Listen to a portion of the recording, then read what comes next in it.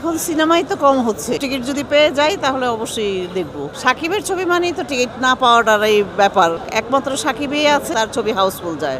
সাকিবের ছবি ছাড়া তো আমি দেখি ওরকম ছবি চলে না। সেকালের রাজ্জাক ভাই আর একালে আমাদের সাকিব খান, গড গিফট, আল্লাহ সাকিবকে দিয়ে দিছে। অভিনয়ের মাধ্যমে আসতে হবে, সেটা চেহারা সুন্দর হোক বা অসুন্দর হোক। নাটক সিনেমা দিয়ে কিন্তু অনেক কিছু শেখার আছে। একটা ডাইরেক্টর, একটা গল্প, শিল্পীদের কিছু করার নাই, দায়িত্ব প্রত্যেকের ভিতরেই রাখা উচিত আমি মনে করি। এটা শিল্পী হোক বা পরিচালক হোক বা প্রযোজক হোক, বাইরের গুলো যা করে সবই খারাপ জিনিস। ফ্যামিলির ভিতরে গ্যাঞ্জাম লেগে যায়, সিরিয়াল গুলো দেখে, ওইসব কালচার না দেখে আমাদের দেশের কালচারটা দেখা উচিত। হলে এসে অবশ্যই ছবি দেখা উচিত।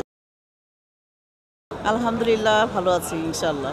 কম বলতে এখন সিনেমাই তো কম হচ্ছে, এখন সিনেমা একটু কম হচ্ছে বিধায় একটু কম দেখা যাচ্ছে আর কি। তারপরে টুকিটাকি করে করতেছি, নাটক সিনেমা দুইটাই করতেছি। না ইদানিং নাই, লাস্ট ছবি রিলিজ হলো আপনার শাপলা মিডিয়ার, এরপরে আর সাকিবের সাথে আর কোনো ছবি করা হয় নাই। দেখি, চেষ্টা করব, টিকিট যদি পেয়ে যাই তাহলে অবশ্যই দেখবো, নাহলে আগামী সপ্তাহে দেখবো। এটা তো খুবই আনন্দের বিষয় যে টিকিট পাওয়া যাচ্ছে না। সাকিবের ছবি মানেই তো টিকিট না পাওয়াটার এই ব্যাপার, কারণ সাকিবের ছবিটা মানুষের দেখে বেশি, একমাত্র সাকিবই আছে যে তার ছবি হাউসফুল যায়। আসলে এটা কোনো ব্যাপার না, কিন্তু এখন মনে করেন সবাই তো রিস্ক নিতে চায় না আর কি। ছবিটা রিলিজ হলে এখন ছবিটা মনে করেন অনেক ছবি ভালো যায়, অনেক সময় মন্দ যায়। তো এই জন্য হয়তো বা প্রডিউসাররা বা ডিরেক্টররা হিসাব করে এই ছবিটা রিলিজ দেয় আর কি। আমি শুনছি যে এটা আপনার হিন্দি ভাষা, তারপরে তেলেগু ভাষা, বাংলা ভাষা, তিনটা ভাষায় আর কি হয়েছে। অন্য কোনো ভাষা হয়েছে কিনা আমি জানি না। কেন আপনার আগে ছবি রিলিজ হলো তখনও তো অন্য দেশ একসাথে হয় নাই। আচ্ছা, তাহলে আমার জানা নাই। ভালো, এটা আমাদের জন্য অনেকই ভালো যে আমাদের ছবিতে বিশ্বেতে চলবে, এটা আমাদের কাছে গর্বের বিষয়। এটা অনেক সুন্দর কথা এবং অনেক সুন্দর ব্যাপার।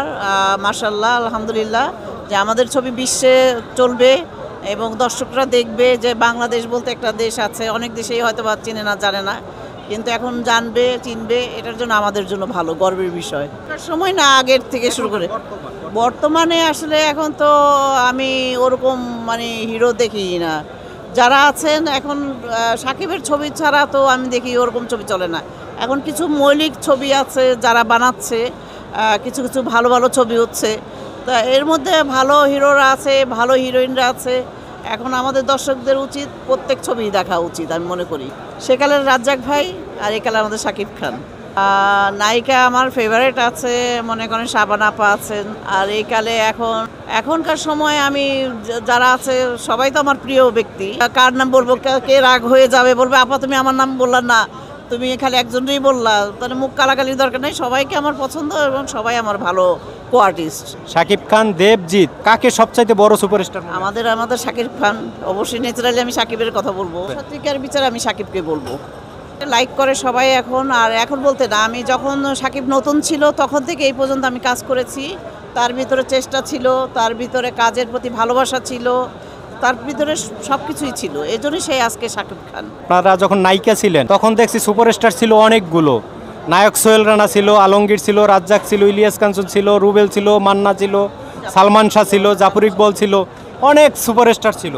কিন্তু এখন এই একমাত্র সাকিব খান ছাড়া অন্য কোনো নায়ক সাকিব খান কেন হতে পারতেছে না? আসলে এটা গড গিফট, আল্লাহ সাকিবকে দিয়ে দিছে। এখন অন্য পারতেছে না কেন? সবাই তো ভালো অভিনয় করে। এখন ভালো অভিনয় করার সত্ত্বেও তাদের লাক ফেভার করতেছে না কেন, সেটা একমাত্র আল্লাহ মালিক জানে। যারা আছে এখন তারা তো মোটামুটি আল্লাহর রহমতে সবাই ভালো অভিনয় করে। প্রত্যেকের সাথে আমি কাজ করেছি, সবাই ভালো অভিনেতা অভিনেত্রী। কিন্তু এখন যারা আসবে এখন শিখে আসতে হবে, কারণ এখনকার যুগ হচ্ছে খুব সো টাফ। ঠিক আছে, এখন না শিখে আসলে আগানো সম্ভব না। অভিনয়ের মাধ্যমে আসতে হবে, সেটা চেহারা সুন্দর হোক বা অসুন্দর হোক।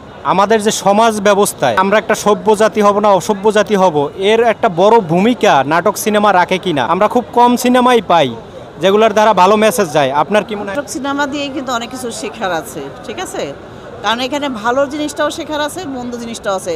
ভালো জিনিসটা হলে শিখে নেবেন, আর মন্দ জিনিসটা হলে বর্জন করে ফেলে দেবেন ডাস্টবিনে।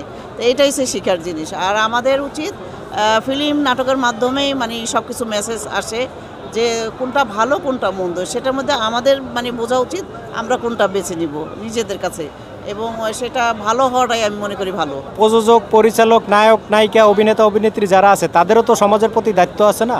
এখন মনে করেন আমরা অভিনয় করি, ঠিক আছে, এখন পরিচালকরা একটা গল্প কিভাবে তৈরি করে এটা ডাইরেক্ট আপনার মনে করেন গল্পের উপর নির্ভর করে পরিচালকের উপরে, ঠিক আছে। এখন এরাই পারে সব কিছু করতে। এটা গল্পটাই হচ্ছে মেন। গল্প যদি ঠিক থাকে তাহলে ভালো জিনিসগুলো আপনার দাঁড়ায় যাবে, আর মন্দ জিনিসটা সেটাও মনে করেন আপনার দেখলে বুঝবে যে এটা ভালো, এটা মন্দ। এটার মধ্যে এসে সবচেয়ে বড় জিনিস একটা ডাইরেক্টর, একটা গল্প সেই পারে করতে। এখানে শিল্পীদের কিছু করার নাই। আগে যেমন শাবানা, ববিতা, রাজ্জাক, ইলিয়াস কাঞ্চন বা ফারুক, সোহেল রানা, এদের যে ব্যক্তিত্ব ছিল, এখনকার নায়ক নায়িকার ভিতরে কি এই ব্যক্তিত্বগুলো দেখেন? ব্যক্তিত্ব মনে করেন সবার ভিতরে আছে, অবশ্যই আছে। এখন সেটা আপনার দায়িত্ব প্রত্যেকের ভিতরেই রাখা উচিত আমি মনে করি।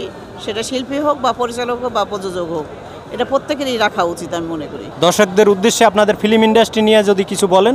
আমার দর্শকদের বলবো যে আমার ভাই বোনেরা আছেন, আমার মুরব্বীরা আছেন, আমরা একসময় ফ্যামিলি নিয়ে সিনেমা দেখতাম। তা আপনারা হলে এসে সিনেমাটা দেখবেন, আর নাটকটা আপনার টেলিভিশনে দেখবেন। আর অন্য দেশের নাটক না দেখে নিজের দেশের কালচারটাকেই দেখা ভালো মনে করি, কারণ সেটা থেকে অনেক কিছু শেখার আছে। বাইরেরগুলো যা করে সবই খারাপ জিনিস, কারণ এদের ভিতরে ফ্যামিলির ভিতরে গ্যাঞ্জাম লেগে যায়। আমি দেখছি গ্রামের মা বোনদের দেখি যে সিরিয়ালগুলো দেখে, তো ওগুলো না দেখে, ওই সব কালচার না দেখে আমাদের দেশের কালচারটা দেখা উচিত এবং আমাদের দেশের ভালো জিনিসটা মানুষের নেওয়া উচিত। আর হলে এসে অবশ্যই ছবি দেখা উচিত, আর আমি মনে করি নিজেদের কালচারটা ধরে রাখা উচিত প্রত্যেকেরই। ওকে, থ্যাংক ইউ সো মাচ।